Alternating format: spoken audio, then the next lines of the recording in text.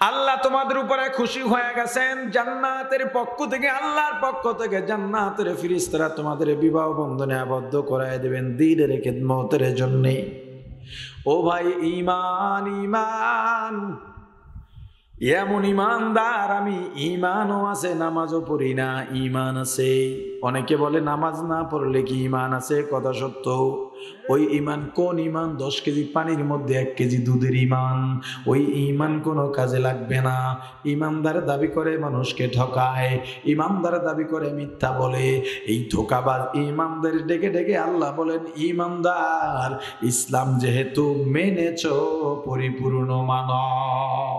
কবে মানবা আমার ভাই? হে বৃদ্ধ বাবাজি, জওয়ান ভাই, যুবক, হে আমার পর্দার মা বোনেরা, এই দুনিয়া একেবারে জার্নিটা সংক্ষিপ্ত, ছোট। এই দুনিয়া বেশি দিনের জন্য না। আজরাইল একদম কাছে থাকে, কখন জানি আজরাইল এসে যায় তুমিও জানো না, আমিও জানি না। দেখো না কত আগ্রহ করে, কত আশা করে, স্বপ্ন নিয়া মা বাবা সন্তানকে দেশের বাইরে বিদেশে পাঠায়, সন্তান বিদেশ থেকে লাশ হয়ে ফেরে। ওরে আমার ভাই, 3-4 বছর পর্যন্ত সন্তান বিদেশে, মা বাবার সঙ্গে মোবাইলে মাঝে মাঝে কথা হয়, মায়ের মন ভরে না, বাবারও মন ভরে না। ঈদের সময় ঈদের আনন্দ ফিকে হয়ে যায়। সন্তান 4-5 বছর পর, 3 বছর পর বাবাকে ফোন দিয়া বলল, বাবা এইবারের রমজানের ঈদ আমি তোমাদের সঙ্গে বাংলাদেশে সোনাই মুড়িতে একসঙ্গে করব। খবর পাইয়া বাবাও খুশি, মাও খুশি। সন্তান কিছু ঈদের বাজার পাঠায় দিছে। বাবা, যেই বাজারগুলো এখানে পাওয়া যায় এগুলো পিওর, এগুলোর দাম কম, পাঠায় দিলাম। বাবার জন্য একটা চয়েস করে পাঞ্জাবি পাঠাইছে ঈদের দিনের জন্যে। মায়ের জন্য গহনা পাঠায় দিছে। ঈদের বাকি এখনো 15 দিন, কিন্তু মা সন্তানের দেওয়া গহনা পরে নিজের বান্ধবীদের কাছে যায়, পাড়া প্রতিবেশী মহিলাদের দাওয়াত দিয়া দেখায়, আমার সন্তান আমার জন্য গহনা পাঠাইছে। বাবা পাঞ্জাবি পরে বাজারে গিয়া আনন্দের সাথে এলান করে, আমার সন্তান এবার একসঙ্গে ঈদ করবে। তোমার সন্তান নিয়ে এত বছর ঈদগাহে গেছ, এবার আমিও আমার সন্তান সহ ঈদগাহে যাব। 26-27 রোজা সন্তান ফোন দিল, বাবা আমি এয়ারপোর্টে নেমেছি, রাত অধিক, আমি একটা গাড়ি ভাড়া করে চলে আসবো মাইকরনিয়া, তোমাদের সঙ্গে আমি একসাথে সাহারি খাবো। খবর পাইয়া মা ঘুমান না, বাবাও ঘুমান না। সন্তানের যত পছন্দের পিঠা আছে মা বানান, মেয়েদের ঘুমাইতে দেন নাই। যাদের বিবাহ হয়ে গেছে ওদেরও ডেকে বাড়িতে আনছে।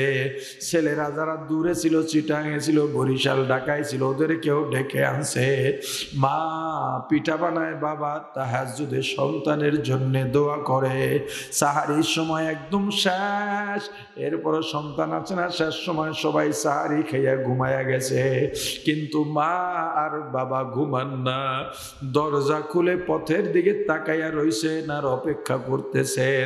বারবার বাইরের দিকে উকি মারেন, গাড়ির হরেন পাইলে একটু নেমে তাকান।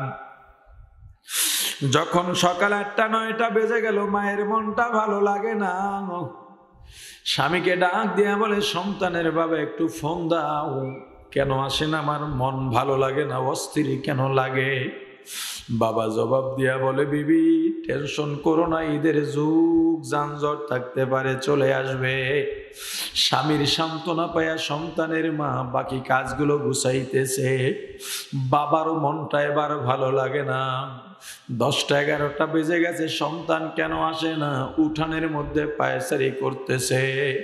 হঠাৎ করে দেখে সন্তানের নাম্বার থেকে ফোন। সে কি আনন্দ বাবার! ফোনটা রিসিভ করে সালাম দিয়েই বলে, বাবা তোমার এত দেরি কেন? আমাদের তো ভালো লাগে না।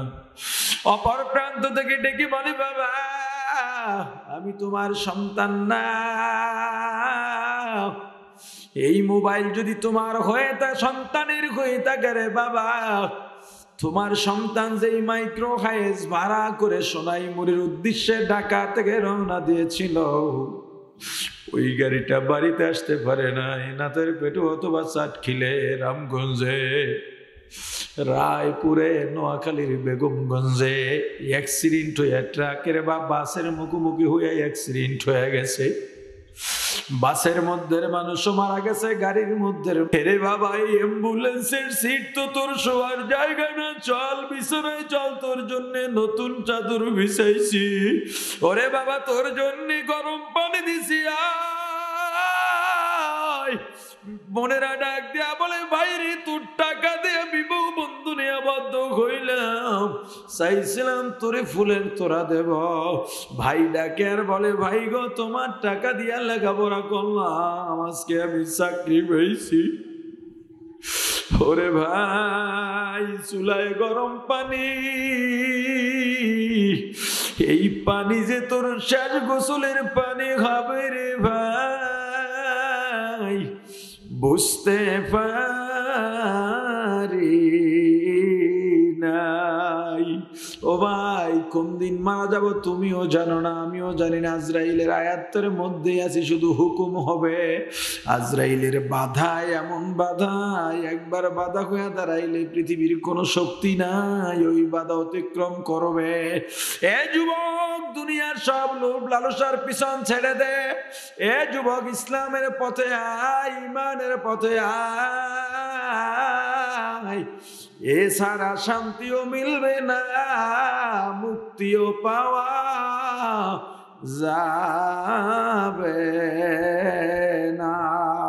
আল্লাহ আমাদের ইমানদার হিসেবে কবুল করেন, বলেন আমিন। মোহাব্বতে দরুদ শরীফ পড়ি। আল্লাহুম্মা সাল্লি আলা মুহাম্মাদ ওয়া আলা আলি মুহাম্মাদ কামা সাল্লাইতা আলা ইব্রাহিম ওয়া আলা আলি ইব্রাহিম ইন্নাকা হামিদুম মাজিদ। সবাই পড়ি। اللهم بارك على محمد وعلى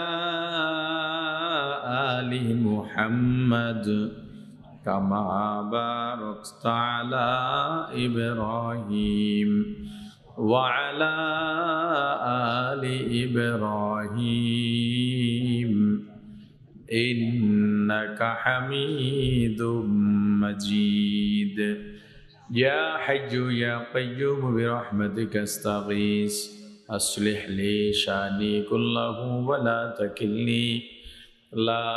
تكلني إلى نفسي طرفة عين। الحمد لله। নবগ্রাম ইসলামাবাদ মদিনাতুল উলুম মাদ্রাসা ও আল মাহমুদ ফাউন্ডেশনের যৌথ উদ্যোগে বার্ষিক ওয়াজ মাহফিলের সমাপনী অধিবেশনের মহতারাম সভাপতি মুআজ্জাজ মুকাররম হযরত উলামায়ে কেরাম, দূর দূরান্ত থেকে আগত ইসলাম প্রিয়, দিন প্রিয়, মর্দে মুজাহিদ, আল্লাহ রাব্বুল আলামিনের আশিকিন, জাকিরিন, শাকিরিন মুসলমান ভাইয়েরা, কলিজার টুকরা সমবয়সী যুবক ও ছাত্র বন্ধুগণ, পর্দানিশী মা ও বোনেরা, আল্লাহ তাআলার দরবারে লাখ কোটি শুকর ও সুজুদ, যেই মহান রব্বুল আলামিন আমাদেরকে হায়াতে তৈয়বা দান করে দুনিয়ার জান্নাতের বাগান কোরআন সুন্নাহর আলোচনার এই মুবারক মজলিসে আসা ও বসার মতো তৌফিক দান করেছেন, আলোচনা শোনার মতো সুযোগ করে দিয়েছেন, এজন্য শুকরিয়া আদায় করি আলহামদুলিল্লাহ।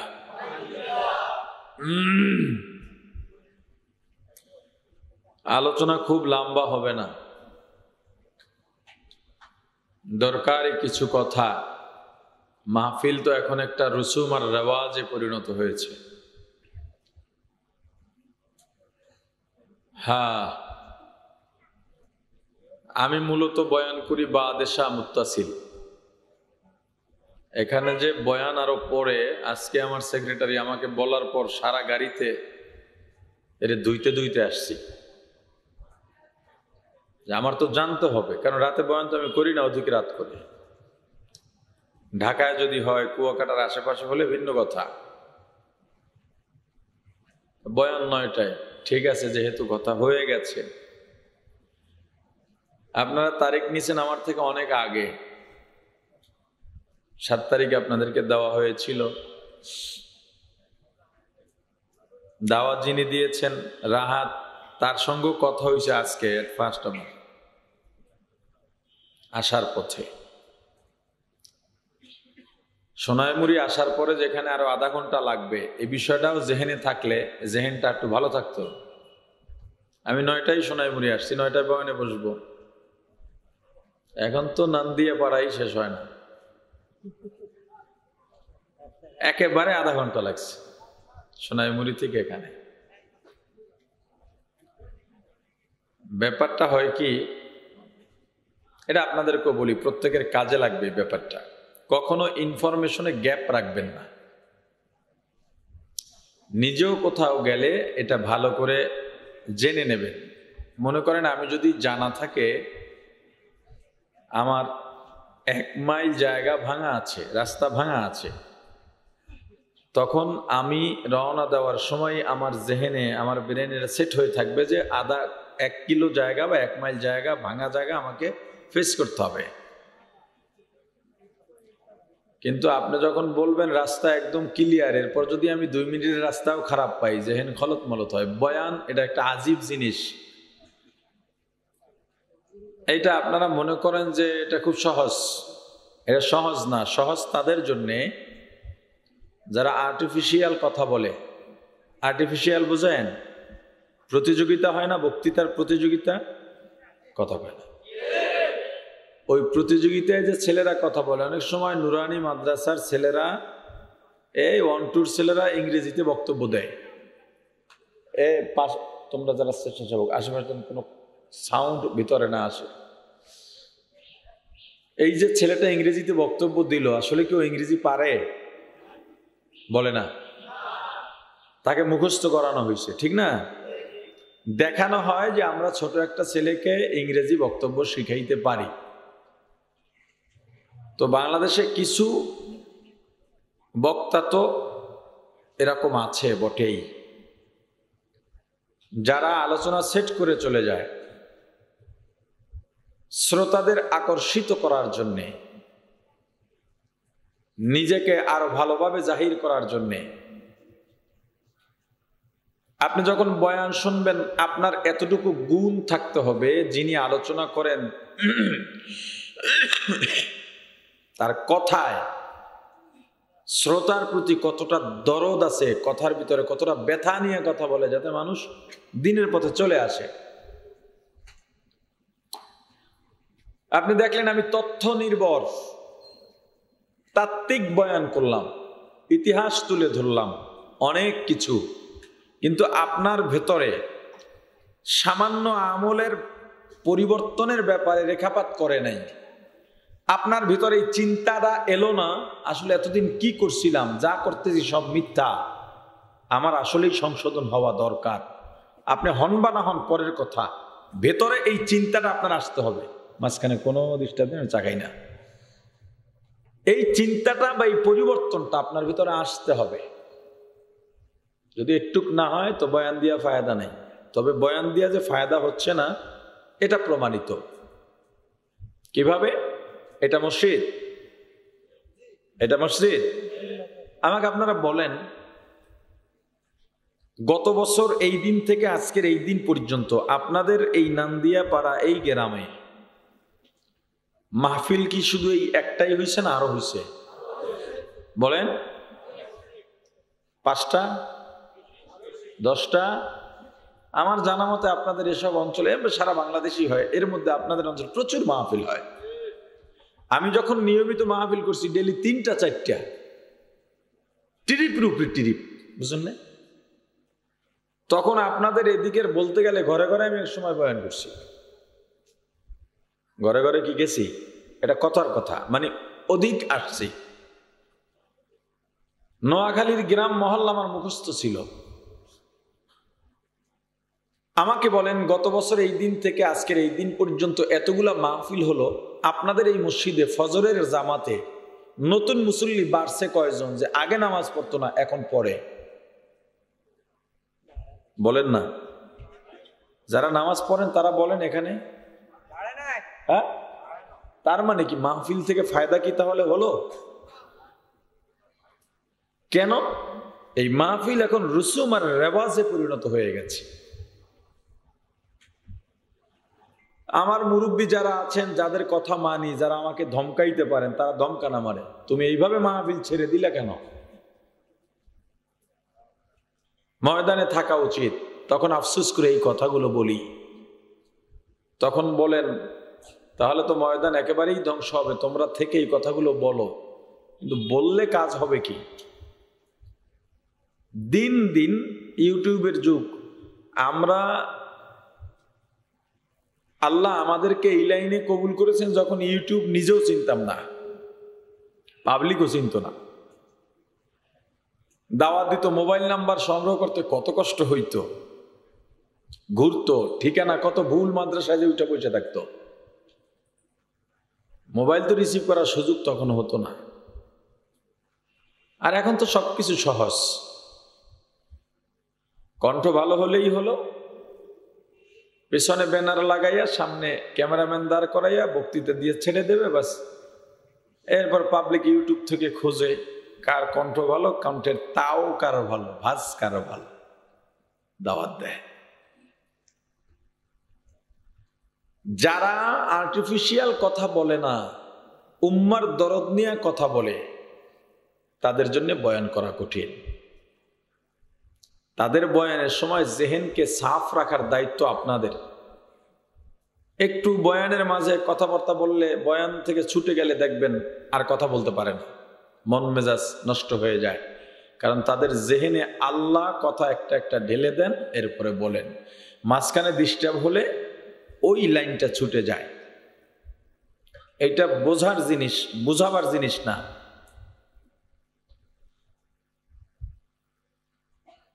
তো এজন্য দেখবেন, আমি সহ অনেক ওয়াইজ আছে যারা বলেন আলোচনা বন্ধ করে কোনো অতিথিকে কথা বলতে দেওয়া যাবে না, তখন আর বয়ানের রূপ থাকে না, এটা নষ্ট হয়ে যায়। গত কয়েকদিন আগে আপনাদের লক্ষ্মীপুর মাহফিল আসছিলাম, শায়েখে চরমোনায় ছিলেন। তো হুজুর, আপনাদের এদিকে একটা মাহফিল ছিল রামগঞ্জে, হুজুরের যাইতে দেরি, কিছু স্বেচ্ছাসেবক আছে হুদা হুদাও বাঁশি বাজায়, আচ্ছা বয়ান চলে বাঁশি বাজায়। একজনে বয়ান করতেছে, আর একজন হুজুর আসছে স্লোগান শুরু করে। এটা কখনো করবেন না, অন্তত স্লোগান দিবেন না। এই বয়ানের থেকে ওইটার দাম বেশি না, গুরুত্বও বেশি না, এটা করবেন না। তা আমি তো বয়ান শেষ, জিকির শুরু করলাম, কারণ আমার কাছে খবর আছে হুজুর আইসা পড়ছে। পরে বলে না হুজুর আসেন নাই। আমি বয়ান শেষ করে জিকির শেষ করছি, জিকির করতে এখন আবার কি বয়ান করব? পরে আবার নতুন বিষয়, আবার নতুন করে আরেকটা বয়ান শুরু করলাম। কতক্ষণ করার পর বাঁশির ফুতে কিয়ামত হয়ে যেতেছে, তার মানে হুজুর আসছে। আসলে স্বেচ্ছাসেবক রিক্সা সরায়, ভ্যান সরায়, এই জন্য বাঁশি বইতেছে। আমি আবার জিকির শুরু করলাম, লা ইলাহা ইল্লাল্লাহ শেষ, আল্লাহ জিকির করতেছে। এই সময় বলে হুজুরে কেবল লক্ষ্মীপুর দিয়ে ঢুকতেছে, এখন আবার কি বয়ান করব? আমি ছেড়ে যদি আর একজনকে দেয়, মজলিস নষ্ট হয়ে যাবে।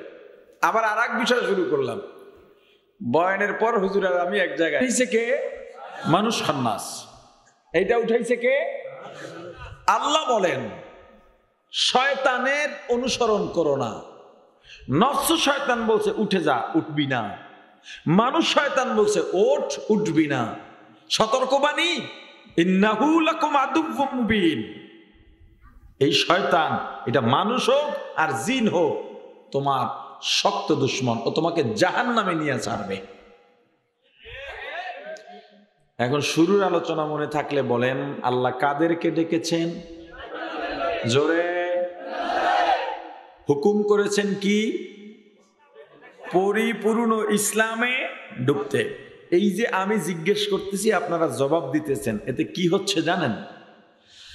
قال النبي صلى الله عليه وسلم مجلس فقه خير من عبادة 60 سنة أو كما قال النبي عليه الصلاة والسلام 60-70 এমনকি 80 বছর নফল ইবাদত করলে যেই সওয়াব হয়।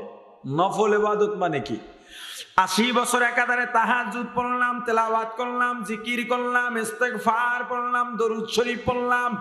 80 বছর তাহাজ্জুদের থেকে উত্তম দ্বীন শেখার মজলিস। 80 বছর জিকির করার থেকেও উত্তম দ্বীন শেখার মজলিস। 80 বছর দরুদ পড়া থেকেও উত্তম দ্বীন শেখার মজলিস। 80 বছর ইস্তিগফার থেকেও উত্তম দ্বীন শেখার মজলিস। এই কয়েকজনে সুবহানাল্লাহ কইছেন, বাকি যারা বলে নাই তাদের টাকা লাগবে বলতে, এজন্য বলে নাই। যারা বলছেন একবার সুবহানাল্লাহ বললে জান্নাতে একটা ফলের বাগান তৈরি হয়ে যায়। কিন্তু যারা বলেন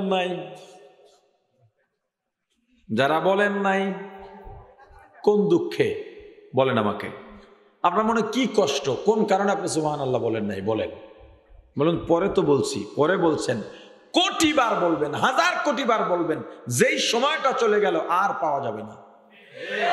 জমানা বয়কে হালে রহতা নেহি, গুজাস্তা জমানা ফেরাতা নেহি।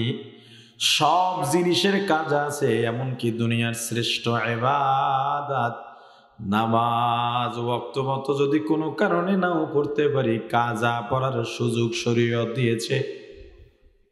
কিন্তু সময় যেটা চলে যায় আর কোনো কাজা হবে না। আপনি শিখতেছেন, জবাবের মাধ্যমে শিখে যাবেন। প্রশ্নের জবাব দিলে, যেই বিষয় প্রশ্ন করা হয় জবাব দিলে এটা তার অন্তরে গেঁথে যায়। চুপচাপ বসে থাকলে পড়ালেখায় পাশ করা যায় না। বলেন, আল্লাহ কাদেরকে ডেকেছেন? কি হুকুম করেছেন? ইসলামে পরিপূর্ণ ঢোকার জন্য সুয়ালে মুকদ্দার প্রত্যেকটা part by part, step by step বোঝার চেষ্টা করবেন। ইমানদার তো এমনি ইসলামে থাকার কথা, আল্লাহ ইমানদারকে ইসলামে ঢুকতে বললেন কেন? এটা জটিল প্রশ্ন। কি ইমানদার যে শুধু ইসলামই থাকবে, ঠিক না? বলে না? যে ব্যক্তি নামাজের জন্য ওযু করে তাকে কি বলার প্রয়োজন আছে ভাই নামাজে চলো? সে তো ওযু করতেই আছে নামাজে যাওয়ার জন্য। রমজানের রোজা রাখার জন্য যিনি সাহারি খেতে উঠলেন তাকে রোজার দাওয়াত দেওয়ার প্রয়োজন নাই। দান করার জন্য যিনি পকেটে হাত ঢুকাইলেন তাকে দানের দাওয়াত দেওয়ার কোনো প্রয়োজন নাই। যিনি জিকিরের জন্য ইন্তজাম করতেছেন তাকে জিকিরের দাওয়াত দেওয়ার প্রয়োজন নাই। কিন্তু আল্লাহ ইমানদারকে বলেন ইমানদার ইসলামে ঢোকো। ইমানদার তো এমনি ইসলামে থাকার কথা, তারপরে কেন ঢুকতে বললেন? শুধু এই এক জায়গায় নয়, আল্লাহ কোরআনুল কারীমের বিভিন্ন জায়গায় এভাবে ইমানদারদের ডেকেছেন আর এক একটা নির্দেশ দিয়েছেন। যেমন এক জায়গায় আল্লাহ বলেন, ইয়া আইয়ুহাল্লাযীনা আমানুত্তাকুল্লাহ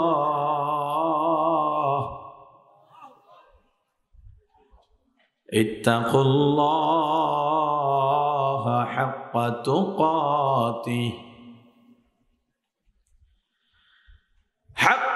তুকাতিহি ওয়া লা তামুতুন্না ইল্লা ওয়া আনতুম মুসলিমুন।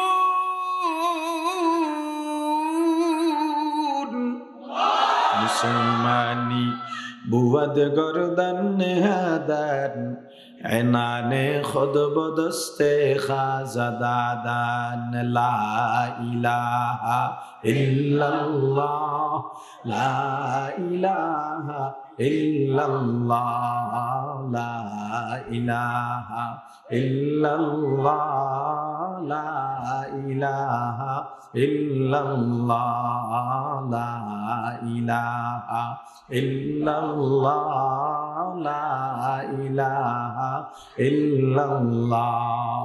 আল্লাহ বলেন ইমানদার ইত্তাকুল্লাহ, আল্লাহকে ভয় করো।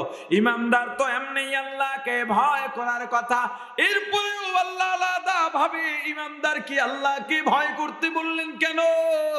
শুধু ভয় না, হাক্কা তুকাতি, যেইভাবে ভয় করলে ভয়কে ভয় বলা হয়, ওইভাবে ভয় করার মতো ভয় করা। শুধু ভয় না, যেই ভয়কে ভয় বলে, যেইভাবে ভয় করলে ভয়কে ভয় বলে, ওইভাবে ভয় করো। আচ্ছা, কোন ভয়কে ভয় বলে? আপনি বললেন আমি পুলিশ দেখলে ভয় পাই, আমি দারোগা দেখলে ভয় পাই, আমার শিক্ষক দেখলে ভয় পাই, আমার বাবাকে বড্ড ভয় পাই। কিন্তু পুলিশ দেখলে ভয় পান, এটা বলার পরেও পুলিশের সামনে আপনি অন্যায় করতেছেন, মাদক সেবন করতেছেন বলে আপনি যে বললেন পুলিশ ভয় পাই, আপনার কথা আর কাজে মিল আসেনি। আসলে কি আপনার ভেতরে পুলিশের ভয় আছে? আপনার বাবার সামনে আপনি বেয়াদবি করেন, শিক্ষকের সামনে দুর্ব্যবহার করেন। আপনি যে বললেন বাবাকে ভয় পান, শিক্ষককে ভয় পান, আসলে কি ভয় আছেনি? জোরে বলেন। আপনি বলেন আমি আল্লাহকে ভয় পাই কিন্তু হারাম ছাড়েন না, আপনার দাবি সত্য না মিথ্যা? জোরে বলেন, সত্য না মিথ্যা? আপনি বলেন আমি আল্লাহকে ভয় পাই, আমি জান্নাত চাই, অথচ দুনিয়ায় যারা শরিয়া আইন মানে না, বুক ফুলাইয়া বলে, গলাবাজি করে বলে শরিয়া আইনে বিশ্বাসী না, তুমি দৌড়াও আর স্লোগান দাও, ওই নেতার জন্য জীবন দেবা, রক্ত দেবা, তোমার চাইতে বড় মিথ্যাবাদী প্রতারক দুনিয়ার মধ্যে দ্বিতীয়টা না। কিয়ামতের ময়দানে আল্লাহ বলবেন যা তোর নেতার পিছে পিছে যা। এ কোরআনে আল্লাহ বলছেন, কোরআনে আল্লাহ বলছেন কিয়ামতের ময়দানে কি বলবেন? সব মানুষের বলবেন যাবি ইমামিহিম, তোর ইমাম যে আছিল, নেতা যে আছিল, তোর নেতাকে অমুকে যা পিছে, তোর নেতা অমুকে আর মোরাইবে যাইবে না কে, এটা তো জাহান্নামে পাও দিয়ে রইছে, উপায় নাই কাদের হোসেন, যাওয়াই লাগবে। আরে কথা কয় না? صحبت صالح ترا صالح کند، صحبت طالح ترا طالح کند، میل مومن سوئے مومن می شود، میل کافر سوئے کافر می شود کے زمانہ صحبت با اولیاء بہتر از 100 سال طاعت بیریا لا الہ الا اللہ لا الہ الا اللہ لا الہ الا اللہ لا الہ الا اللہ لا الہ الا اللہ لا الہ الا اللہ। ভাই আমার, আল্লাহর সঙ্গে ধোঁকাবাজি করো না। আল্লাহ বলেন মুমিন যেহেতু দাবি করছো আল্লাহকে ভয় করো, যেই ভয়কে ভয় বলে ওইভাবে ভয় করার মতো করো। এবার বোঝেন ভয় কাকে বলে, আসল ভয় কোনটা। আপনি চিড়িয়াখানায় গেলেন, বাঘ চিড়িয়াখানায় কিসের মধ্যে থাকে? জোরে। আজ পর্যন্ত এমন কোন রেকর্ড নাই ঢাকা চিড়িয়াখানার বাঘ খাঁচা ভেঙে কোনো দর্শনার্থীকে আক্রমণ করেছে। পাইছেন খবর? কারণ খাঁচাটা খুব মজবুত। খাঁচা আমি জানি বাঘ খাঁচা ভেঙে আমার কাছে আসতে পারবি না। এরপরেও বলেন আমরা যে বাঘের খাঁচার মধ্যে বাঘ দেখতে যাই, আমরা খাঁচার কাছে দাঁড়াই না দূরে দাঁড়াই। কেন? কেন? এইটার নাম ভয়। আমি নিরাপদ জেনেও ওর থেকে দূরে থাকি, নিরাপদ জেনেও দূরে থাকি। যেমন আমিরুল মুমিনিন খলিফাতুল মুসলিমিন হযরত উমর ইসলামের দ্বিতীয় খলিফা আমার রাসূল যার ব্যাপারে বলেছেন আনা খাতামুন নবীন লা নাবিয়্যা বাদি, আমি শেষ নবী, আমার পরে কোনো নবী আসবে না। তবে আল্লাহ যদি কাউকে নবী বানায় পাঠাইতেন আমার পরে হযরত ওমরকে আল্লাহ নবুয়তি দান করতেন। হযরত ওমর যিনি ইসলামে আসার পরে প্রকাশ্যে আযান হয়েছে, প্রকাশ্যে নামাজ হয়েছে, ইসলামের পক্ষে স্রোত তৈরি হয়েছে। বাংলাদেশেও ইসলামের স্রোত শুরু হয়ে গেছে। সব বাধা উপেক্ষা করে এবার ইসলামী দলগুলো এক কাতারে এসেছে। এই পাবলিক আমরা আপনারা তো এটাই চাইছি এতদিন, শুধু বলছি হুজুর একই আসুক, কথা কয় না। শয়তান তো শয়তানি করতেই আছে, মিনাল জিন্নাতি ওয়ান নাস। কেমনে সুদান যায় গোলাম হোসেন, উপায় নাই, এবার ঠিক থাকবে ইনশাআল্লাহ। আর ইসলামের স্রোত যদি শুরু হয় কেউ কি ফিরাইতে পারবো না, ক্ষমতাই নেই, কাছেই দাঁড়াইতে পারবে না।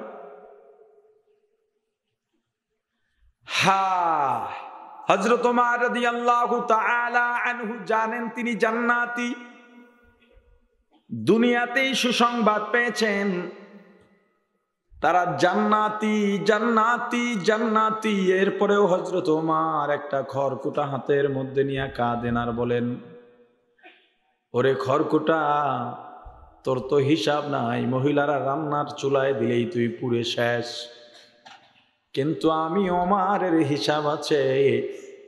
আমাকে যদি আল্লাহ হিসাব নিয়েই বসেন, এই হিসাবের কাঠ গড়ায় দাঁড়াবার চাইতে তোর মতো খড়কুটা বানাইলে আমার রিস্ক কম আছিল।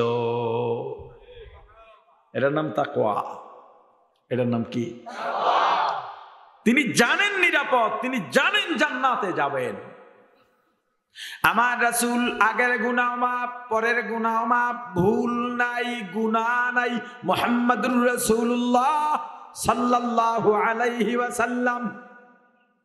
এরপরেও আমার রাসূল গভীর রাতে নামাজে দাঁড়াইতেন।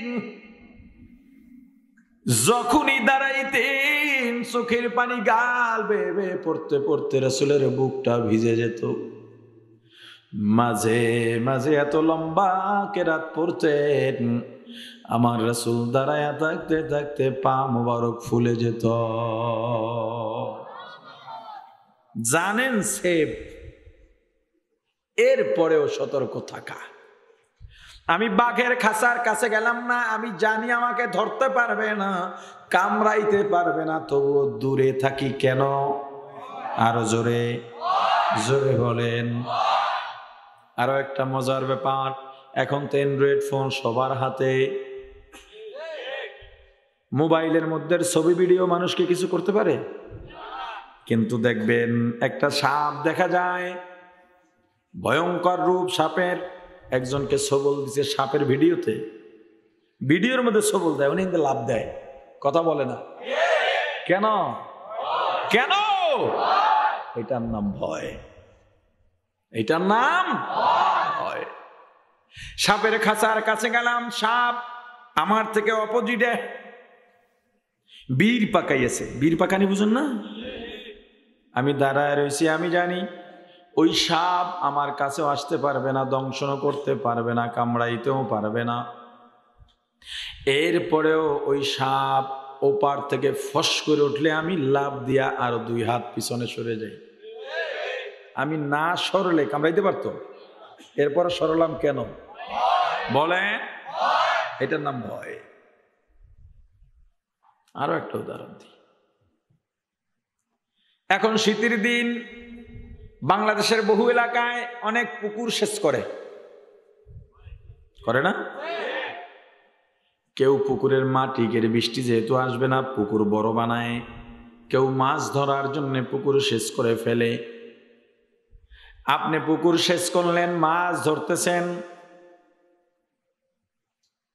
ইমাম সাহেব যাওয়ার পথে দেখলেন আপনি মাছ ধরেন, দেখার জন্য মাছ ধরতে দেখাটাও মজার। ইমাম সাহেব আপনার পুকুরের পাড়ে দাঁড়িয়ে দাঁড়িয়ে মাছ ধরা দেখতেছেন। ইমাম সাহেব ভালো মানুষ, সত্যবাদী মানুষ, এলাকার মানুষের সম্মানের পাত্র। কিছুক্ষণ পর স্কুলের মাস্টার এসেও দাঁড়ালেন, তিনিও ভালো মানুষ, মানুষ গড়ার কারিগর, সবাই সম্মান করেন। দুজন সম্মানী শিক্ষিত মানুষ দাঁড়িয়ে গেলেন, দুজন সৎ মানুষ দাঁড়িয়ে গেলেন। দুজনই আপনাকে লক্ষ্য করে বললেন, হে পুকুরের মালিক, মাছ ধরতেছো, আমরা যেই পাড়ে দাঁড়িয়ে আছি এখানে একটা গর্ত আছে, এইমাত্র দেখেছি একটা বড় শোল মাছ ঢুকছে। গর্তে ঢোকে না মাছ? শোল মাছ চেনেন না? দামি মাছ তো, চাহিদার মাছ তো। আপনাদের এখানে গতবার রান দিতে আসছি,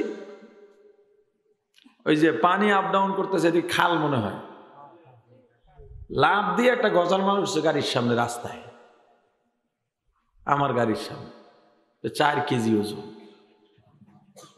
রিজিক রিজিক, ওটা হালাল, ঢাকা নিয়ে খাইছি।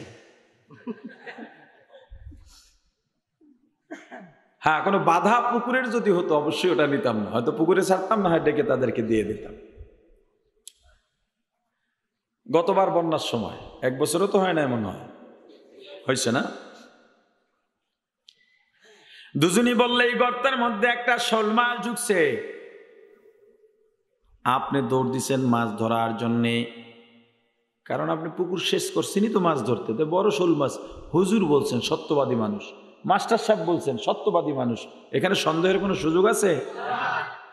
আপনি যখন গর্তে হাত দেবেন ভাব, এমন সময় পুকুরের অপর প্রান্ত থেকে এলাকার চিহ্নিত পরিচিত একটা মিথ্যাবাদী চোর আপনাকে ডেকে বলছে, হে পুকুরের মালিক, গর্তে হাত দিও না, আমি এখন দেখলাম ওই গর্তের মধ্যে একটা বিষধর সাপ ঢুকেছে।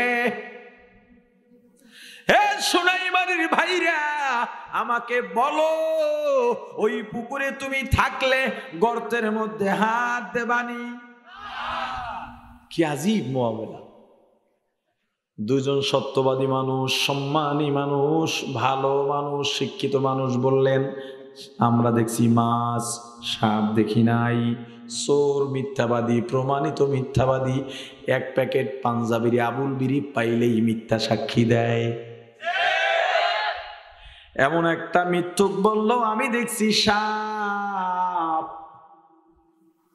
আপনি হাত দিলেন না, মিথ্যাবাদীর কথা বিশ্বাস করে। না না, আপনি হাত দেন নাই সাপের ভয়ে। কথা বলে না? আপনি সাপ দেখলেন না, মিথ্যাবাদী বলছে ভিতরে ঢুকছে, সাপ থাকতেও পারে, দেখেন নাই। দেখছেন? দেখেন নাই, শুনছেন। এমনকি এখনো বহু পুরাণ কথিত কিছু রসম চালু আছে। ওই এলাকা, ওই রাস্তা দিয়ে কেউ যাইতে যায় না, ভূতের এলাকা, ওই রাস্তা ভূতুরের রাস্তা আছে না গ্রাম পর্যায়ে। এখন এরকম কেউ কোনোদিন কিচ্ছু দেখে নাই, কিন্তু হাঁটে না, ঠিক দুপুরের সময় রাস্তা দিয়ে কেউ যায় না। শুনছেন? এমন অভাব নাই, কেউ যায় না। তুমি দেখলা না, মিথ্যাবাদী বলছে সাপ, হাত দিলা না সাপের ভাই, এইটার নাম ভয়। আল্লাহ বলেন, বান্দা, আমি আল্লাহকে ভয় করো। মূলত আল্লাহকে ভয় করার বিষয় না, আল্লাহ ভয়ের পাত্র নন। আল্লাহকে যত বেশি পারো ভালোবাসো, আল্লাহকে যত বেশি পারো ভালোবাসো, আল্লাহ ভালোবাসার পাত্র। ভয় পাবো আল্লাহর আযাবু গজব, ভয় পাবো আল্লাহর গোসাকে। আল্লাহ বলেন, ভয় পাওয়ার মতো যেই ভয়কে ভয় বলে, ওইভাবে ভয় করো। তুমি দুনিয়ার চোরের কথায় মিথ্যা, মন্ত্রিসভায় জায়গা পাবে, কইতে দেরি, থাপ্পড় মাইরা কানপট্টি গরম করতে দেরি হয় নাই। জালিমের সামনে দাঁড়ায়া হক কথা বলা উত্তম জিহাদ, আমার রাসূল বলেছেন।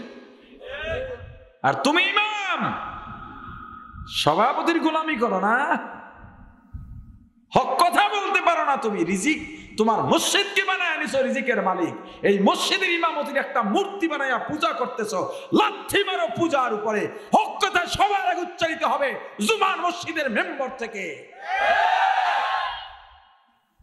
ওখান থেকেই ঘোষণা আসবে সব অন্যায়ের বিরুদ্ধে প্রতিবাদের।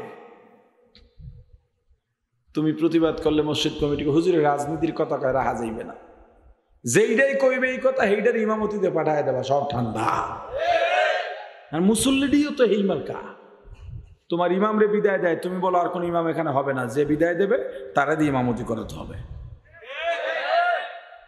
মসজিদ নিয়ে মসজিদের রাজনীতির কথা কওয়া যায় না, কিন্তু হেরা ঠিক ওই মসজিদ নিয়ে রাজনীতি করে। এই ইমাম বাদ দেয়, ওই ইমাম আনে, কে কার পক্ষে কথা কয়, এই গুট্টেচালি করে, এইটার নাম একটা অপরাজনীতি।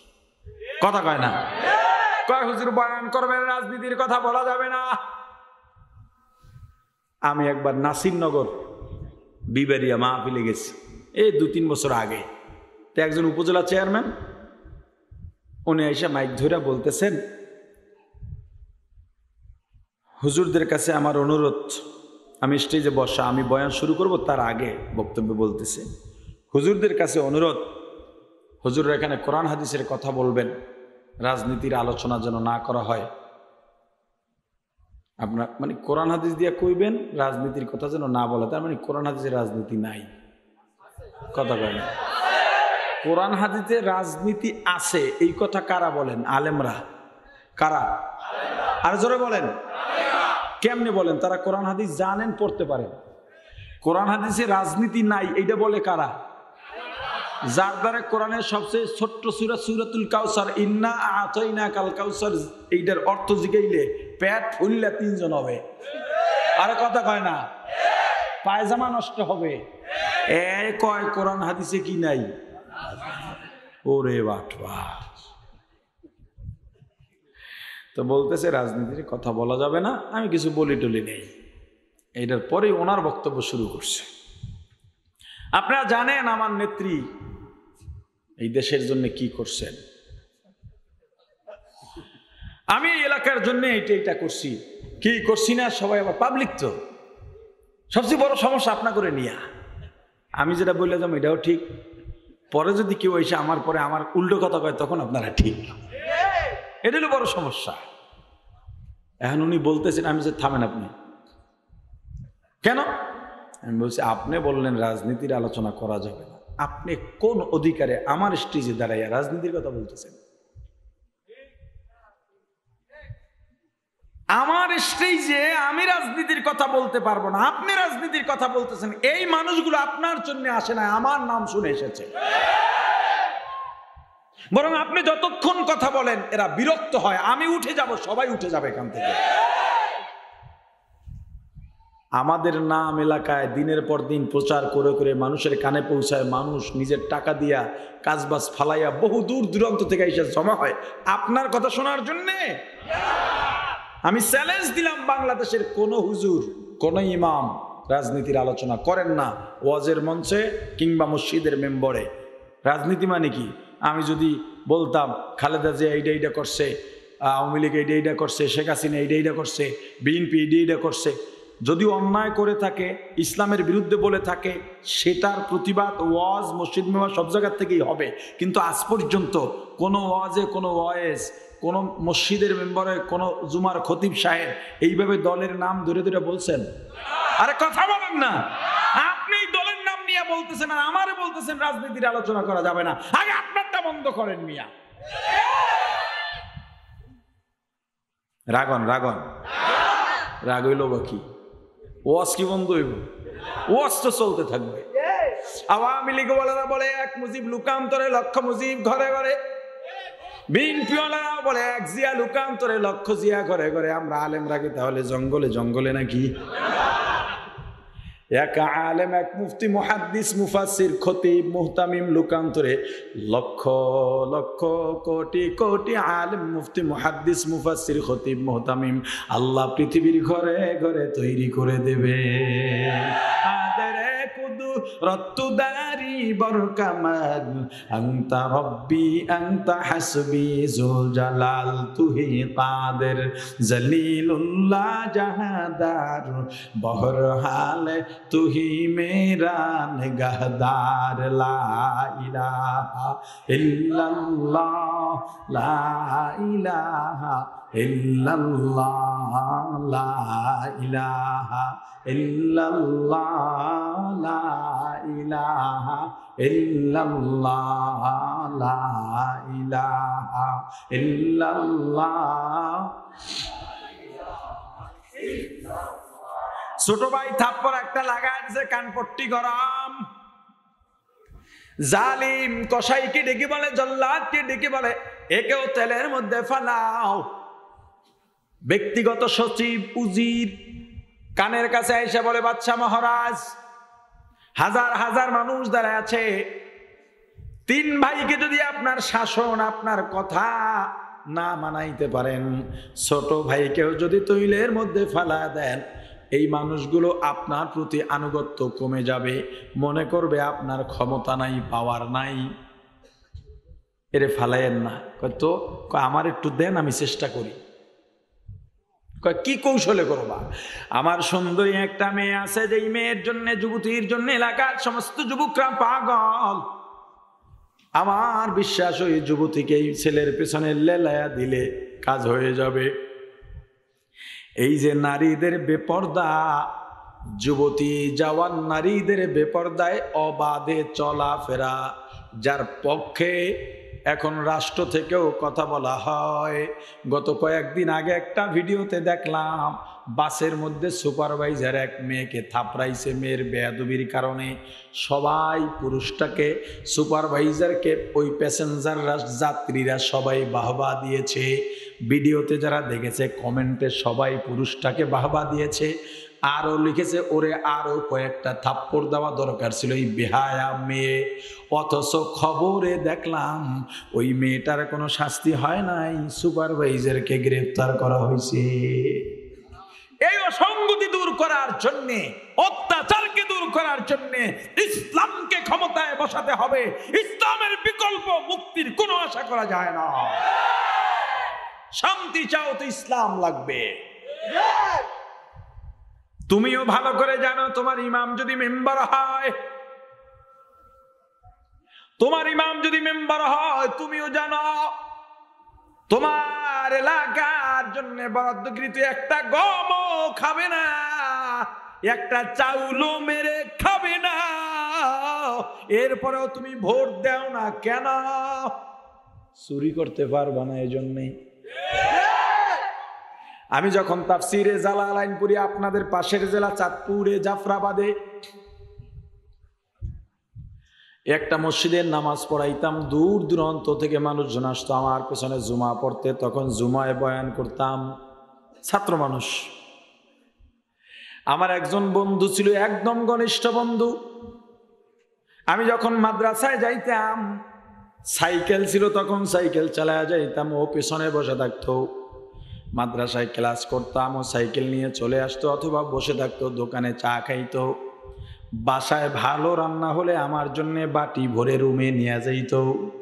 কোন অনুষ্ঠানে গেলে ওকে ছাড়া আমি যাইতাম না, ও আমাকে ছাড়া যাইতো না। 5 ওয়াক্ত নামাজও আমার পেছনে পড়তো, কিন্তু জুমা পড়তো না। জুমা পড়তো অন্য মসজিদে। তো মানুষ এইটা নিয়ে আমাকে বিভিন্ন সময় কথা শোনায়, হুজুর আপনার বন্ধু আপনার পিছনে জুমা পড়ে না। আমি আসলে কারণটা জিজ্ঞেস করি নাই। একদিন বললাম, ভাই, সবাই আমাকে লজ্জা দেয়, প্রশ্নবিদ্ধ করে, তুমি আমার পেছনে জমা পড়ো না কেন? কয় ভাই, ডরে। কি রে? কথা কয় না, ডরে। কিসের ডর? কয় আপনি যেই বয়ান করেন, যদি দাড়িটা রাইখে দেওয়া লাগে, এই ডর। ইমামেরে ভোট দেয় না, ওই মানুষটা ভালো সবাই বলে, কিন্তু কয় কি কয় হইতে পারবে না। লোকটা তো আসলে ভালো ছিল, কি করবো, হইতে পারবে না। তুমি ভোটটা দিলি, তুমি হয়ে যায়। কথা কয় না? যে কয়জন বলে হইতে পারবে না, ওই কয়জনে ভোট দিলেই কিন্তু হয়ে যায়। আসলে ব্যাপার সেটা নয়। মেয়ে বিয়ে দেওয়ার সময় আগে অনুষ্ঠান হয় গায়ে হলুদের। আহা কি বেহায়াপনা হয়, কত ইসলামিক কার্যক্রম হয়। ইমাম যদি মেম্বার হয়, চেয়ারম্যান হয়, এগুলো বন্ধ হয়ে যাবে। লুচ্ছামিটার করতে পারবে না, চোরগুলায় চুরি করতে পারবে না, ডাকাতগুলায় ডাকাতি করতে পারবে না, এলাকার বখাটে ছেলেগুলা মেয়েদের ডিস্টার্ব দিতে পারবে না। হক একটা সমাজ প্রতিষ্ঠিত হয়ে যাবে।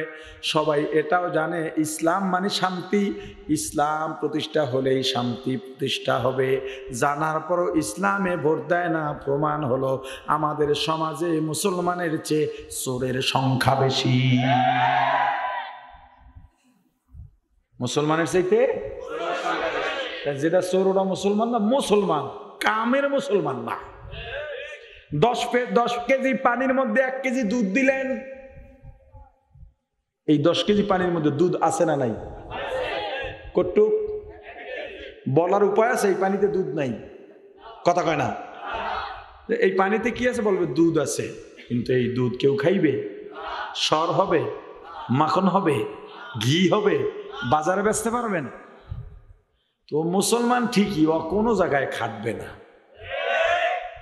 ওই মুসলমান কোনো জায়গায় খাটবে না, না দুনিয়াতে না পরকালে। ও পাইকারি দরে বিনা দলিলে সোজা জাহান্নামে যাবে।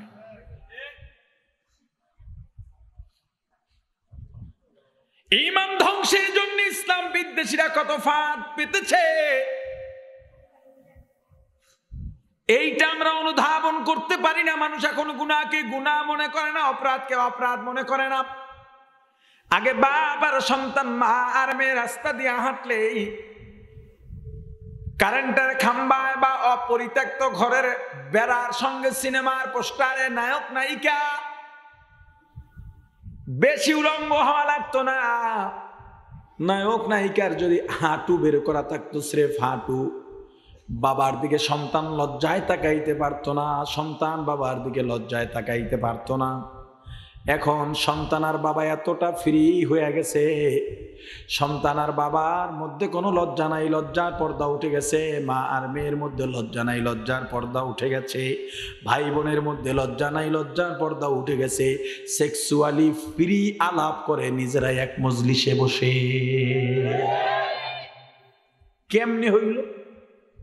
আপনি মনে করতেছেন ইসলাম বিদ্বেষীরা আম করে কি করবে এত আলেম থাকতে? আরে ওরা তো যুদ্ধ ছাড়া জিতেই রয়েছে, ওরা যুদ্ধ ছাড়া জিতে গেছে। আপনার সন্তান সুবহানাল্লাহ বলতে জানে না, কোথায় আলহামদুলিল্লাহ বলতে হবে জানে না। আপনার ছেলে বলে ওয়াও, কিয়াও। আপনার ছেলে বলে ওএমজি। ওএমজি বলার সাথে সাথে একটা শিরিক হবে। কি হবে? এই ব্যাখ্যাটা আর দিতে পারবো না, বহু জায়গায় বলছি, পারলে নেট দিয়ে খুঁজে নিয়েন। ওএমজির পূর্ণ মিনিং হলো ও মাই গড। আল্লাহকে গড বলা শিরিক।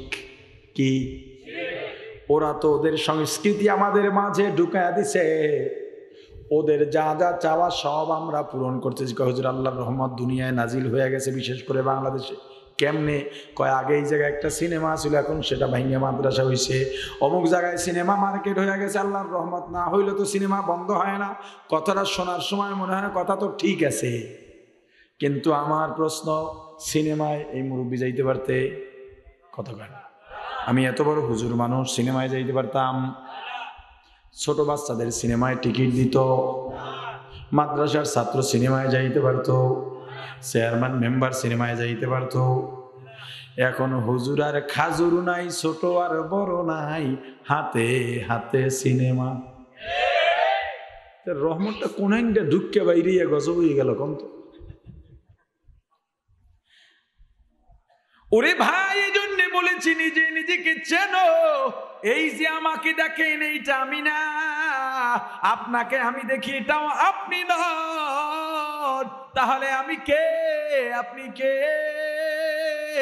রাতের অন্ধকারে, অথবা দরজা বন্ধ করে, অথবা জঙ্গলে, অথবা একাকী, অথবা ছাদের উপরে, মোবাইলের মধ্যে যেটা দেখি, যেটা বলি, যেটা করে বেড়াই, ওইটাই তুমি, ওইটাই আমি।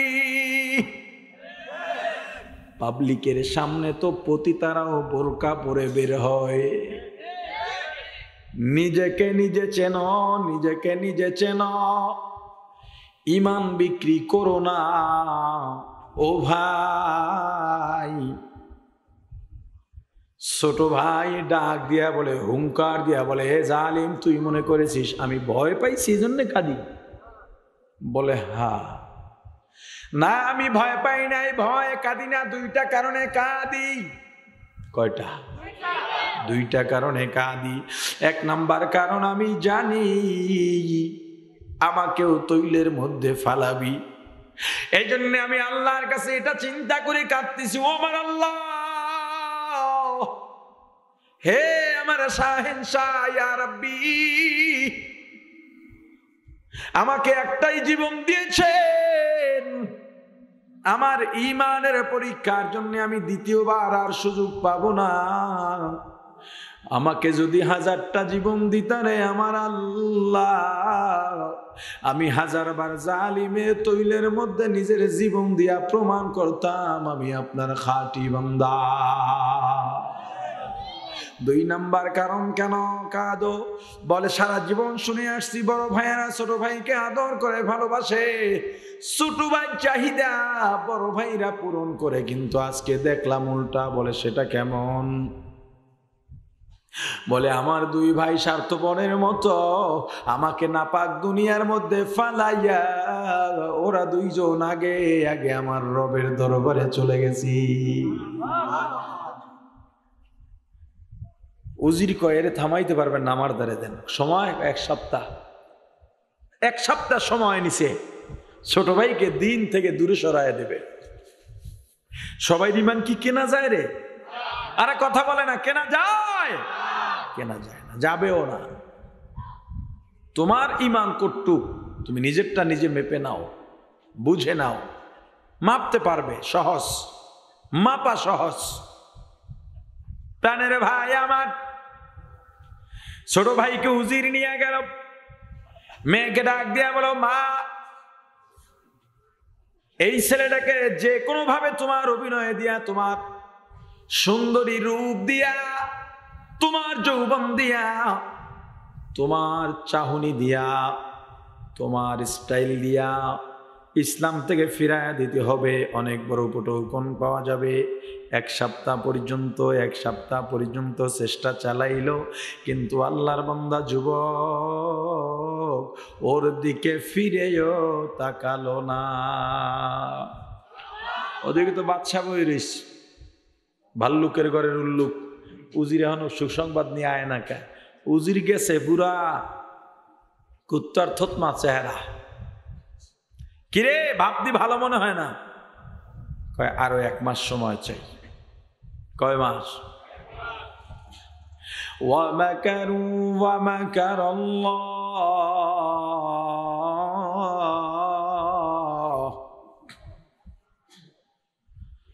ওয়াল্লাহু খায়রুল মাকিরিন।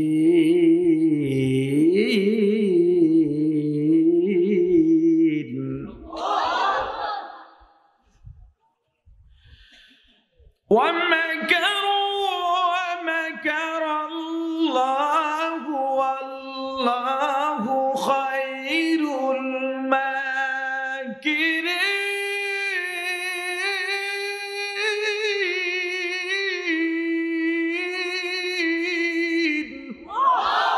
قدر قدرت داري بركمال أنت ربي أنت حسبي ذو الجلال। ষড়যন্ত্রের জাল পাকাও পাকাও, যত পারো পাকাও, যত পারো পাকাও। তোমার ষড়যন্ত্র যত বেশি হোক না কেন, আমার আল্লাহ সবচাইতে বড় ষড়যন্ত্র নস্যাৎকারী। তুমি যার জন্য ষড়যন্ত্রের জাল বিছাইবা, ওই ষড়যন্ত্রের জালে তাকে আটকাবার আগে তোমার বানানো জাল, পাতানো জালে তোমাকে পেঁচাইয়া পেঁচাইয়া ধ্বংস করবেন কে? 1 মাস সময় চাইলো আল্লাহ, সবকিছু তো দেখেন। বাদশা বলেন যা, দিয়া দিলাম, যা 1 মাস সময় দিয়া দিলাম। এ পিছে পিছে দৌড়ায় আর বলে আমার জন্য দুনিয়া পাগল, তুই আমার দিকে ফিরুস না করে। আম্মা মান খাফা মাকাম রাব্বিহি ওয়া নাহান নাফসা আনিল হাওয়া ফাইন্নাল জান্নাতা হিয়াল মাওয়া। নাহান নাফসা আনিল হাওয়া, মনের খাহেসাতের বিরুদ্ধে কাজ করো। আল্লাহ বলেন ফাইন্নাল জান্নাতা হিয়াল মাওয়া, জান্নাত ঠিকানা। এভাবে যাইতে যাইতে 29 দিন চলে গেছে। আগে আছে কয়দিন? কত হইল? 36 দিন। 36 দিন রাত, আর সময় নাই। যুবতী ডাক দিয়া বলে, যুবক আমার ভাই। কথার মধ্যে চেঞ্জ এসে গেছে, বড় দরদ দিয়ে আজকে ভাই বলে ডাকতেছে। ও ভাই, তোমার সঙ্গে 2টা মিনিট কথা বলার অনুমতি চাই, তোমার কাছে আর কোনোদিন আসবো না। বলে কি বলবা বলো। যুবতী বলে এলাকার সমস্ত যুবকগুলো আমার জন্য পাগল, কিন্তু তোমার পিছনে আমি এতদিন ঘুরলাম। এমন কোন মন্ত্র আছে যেই মন্ত্র আমার থেকে তোমাকে বিমুখ করে রেখেছে? ওই মন্ত্র জানতে চাও? অবশ্যই জানতে চাই। যেই ধর্মের মধ্যে নিজের বাবা ঔরসজাত সন্তানকে, মেয়েকে অপকর্মের জন্য আর এক যুবকের পিছনে লেলিয়ে দেয়, এই ধর্মে আমি আর থাকতে চাই না। মন্ত্রটা শিখায় দাও। মন্ত্রটা শিখায় দিল, আশহাদু আল্লাহ ইলাহা ইল্লাল্লাহ ওয়াহদাহু লা শারীকা লাক। মন্ত্র সাক্ষী দাও আল্লাহ এক। কুল হুয়াল্লাহু আহাদ আল্লাহুস সামাদ লাম ইয়ালিদ ওয়া লাম ইউলাদ ওয়া লাম ইয়াকুল লাহু কুফুয়ান আহাদ। লা জিদ্দা ওয়া লা নিদ্দা ওয়া লা হাদ্দা লিমাওলাহু। লা জিদ্দা ওয়ালা নিদ্দা ওয়ালা হাদ্দা লিমাওলা। আল আনা কামা কানা ওয়ালাম ইয়ালকা জাওয়ালা। আল আনা কামা কানা ওয়ালাম ইয়ালকা জাওয়ালা। লা জাদ্দা ওয়ালা জাদ্দাতা লা আম্মা ওয়া খালা। লা জাদ্দা ওয়ালা জাদ্দাতা লা আম্মা ওয়া খালা। লা হাইউলা লা সূরাতা লা শিবহা লিমাওলা। লা হাইউলা লা সূরাতা লা শিবহা লিমাওলা। লা ইলাহা ইল্লাল্লাহ।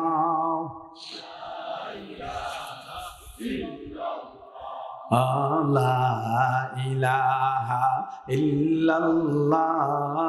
লা ইলাহা ইল্লাল্লাহ। লা ইলাহা ইল্লাল্লাহ। লা ইলাহা ইল্লাল্লাহ। ও ভাই, যুবতীও মুসলমান হয়ে গেল। যুবক ডেকে বলে, বোন আমার, আগামীকাল তো তোমার মা তোমার বাবা তোমার কাছে রিপোর্ট চাইবে, ধরা পড়ে যাইবা।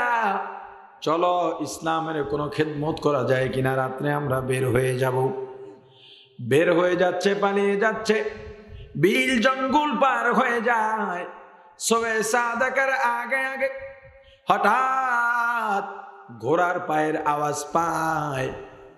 এই বুঝি আবার খবর পেয়ে গেল গুপ্তচর এসে গেছে। না না, তাকায় দেখে 2জন যুবক, এত সুন্দর চেহারা, দাঁড়িয়ে গেছে, সালাম দিল। তাকায় আছে ছোট ভাই। যুবকরা ডেকে বলে, হে যুবক, তুমি কি আমাদের চেনো না? বলে না। কেন চেনো না রে ভাই? আমরা তোমার সেই 2 ভাই, যেই 2 ভাইকে জালিম বাদশা আগুনে পোড়ায়া শহীদ করেছিল। আল্লাহ তোমাদের উপরে খুশি হয়ে গেছেন। জান্নাতের পক্ষ থেকে, আল্লাহর পক্ষ থেকে জান্নাতের ফেরেশতারা তোমাদের বিবাহ বন্ধনে আবদ্ধ করায় দেবেন দ্বীনের খিদমতের জন্য। ও ভাই, ঈমান ঈমান, এমন ইমানদার আমি, ইমানও আছে নামাজও পড়ি না, ইমান আছে। অনেকে বলে নামাজ না পড়লে কি ইমান আছে, কথা সত্য। ওই ইমান কোন ইমান? 10 কেজি পানির মধ্যে 1 কেজি দুধের ইমান। ওই ইমান কোনো কাজে লাগবে না। ইমানদার দাবি করে মানুষকে ঠকায়, ইমানদার দাবি করে মিথ্যা বলে। এই ধোঁকাবাজ ইমানদার ডেকে ডেকে আল্লাহ বলেন, ইমানদার ইসলাম যেহেতু মেনেছ পরিপূর্ণ মানো। কবে মানবা আমার ভাই? হে বৃদ্ধ বাবাজি, জওয়ান ভাই, যুবক, হে আমার পর্দার মা বোনেরা, এই দুনিয়া একেবারে জার্নিটা সংক্ষিপ্ত, ছোট। এই দুনিয়া বেশি দিনের জন্য না। আজরাইল একদম কাছে থাকে। কখন জানি আজরাইল এসে যায়, তুমিও জানো না, আমিও জানি না। দেখো না কত আগ্রহ করে, কত আশা করে, স্বপ্ন নিয়া মা বাবা সন্তানকে দেশের বাইরে বিদেশে পাঠায়, সন্তান বিদেশ থেকে লাশ হয়ে ফেরে। ওরে আমার ভাই, 3-4 বছর পর্যন্ত সন্তান বিদেশে, মা বাবার সঙ্গে মোবাইলে মাঝে মাঝে কথা হয়। মায়ের মন ভরে না, বাবারও মন ভরে না।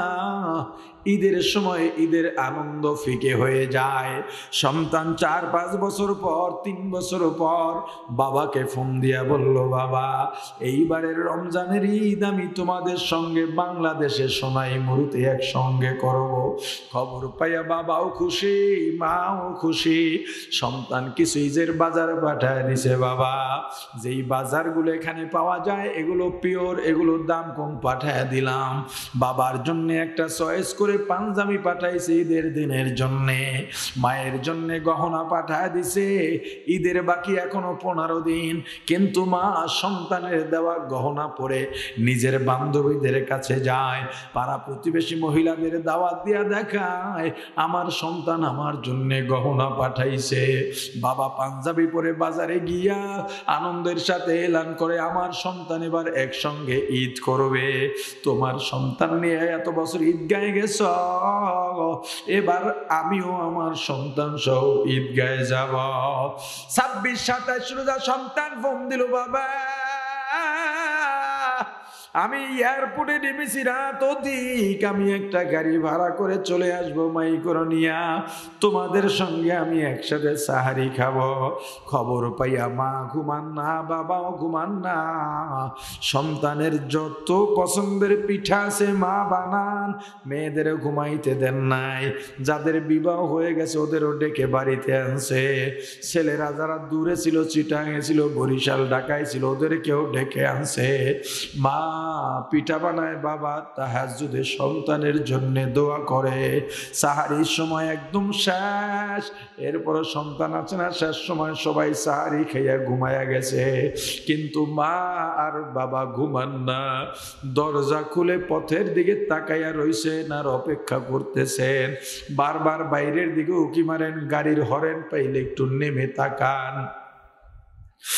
যখন সকাল 8-9 বেজে গেল, মায়ের মনটা ভালো লাগে না। স্বামীকে ডাক দিয়া বলে, সন্তানের বাবা একটু ফোন দাও। কেন আসে না? আমার মন ভালো লাগে না, অস্থির কেন লাগে।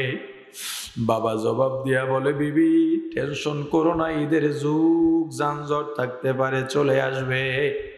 স্বামীর সান্ত্বনা পায়া সন্তানের মা বাকি কাজগুলো গুছাইতেছে। বাবারও মনটা এবার ভালো লাগে না। 10-11 বেজে গেছে, সন্তান কেন আসে না? উঠানের মধ্যে পায়চারি করতেছে। হঠাৎ করে দেখে সন্তানের নাম্বার থেকে ফোন। সে কি আনন্দ বাবার! ফোনটা রিসিভ করে সালাম দিয়েই বলে, বাবা তোমার এত দেরি কেন? আমাদের তো ভালো লাগে না। অপর প্রান্ত থেকে ডেকে বলে, বাবা আমি তোমার সন্তান না।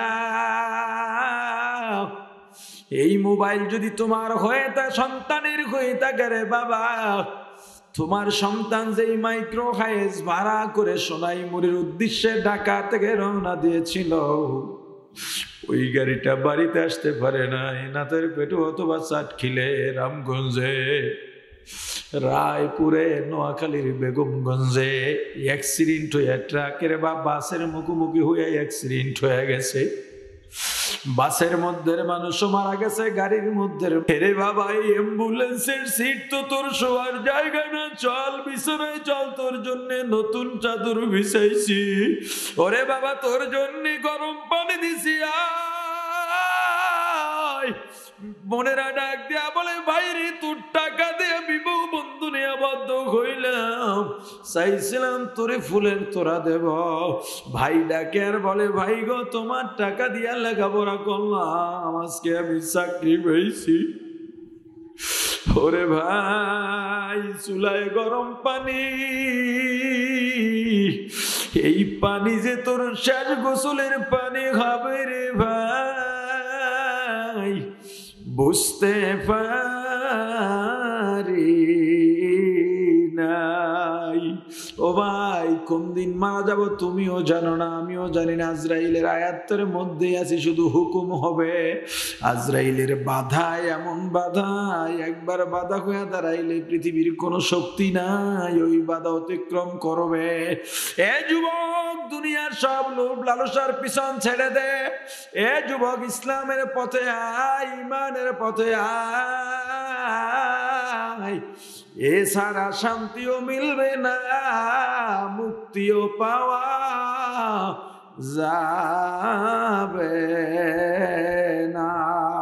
আল্লাহ আমাদের ইমানদার হিসেবে কবুল করেন, বলেন আমিন। আরো জোরে বলেন আমিন। যতটুকু আলোচনা করেছি, আলোচনায় যত ভুল আমার পক্ষ থেকে, যত ভালো আল্লাহর পক্ষ থেকে।